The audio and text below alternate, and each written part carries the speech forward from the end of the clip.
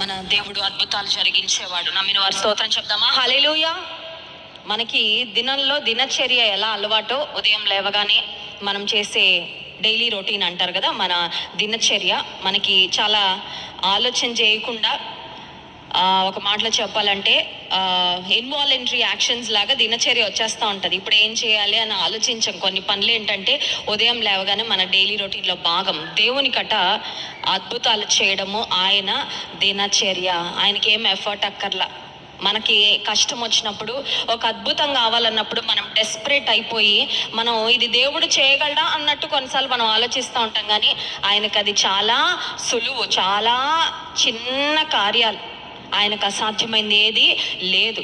మనం నా దేవుడు చేయగలడా అన్నట్టు మనం చూస్తాం పైకి, కానీ దేవుడు ఏం చూస్తాడు తెలుసా? అలాంటి సందర్భాల్లో నువ్వు నమ్మగలవా? నేను చేయగలనని నువ్వు నమ్మగలవా? Do you have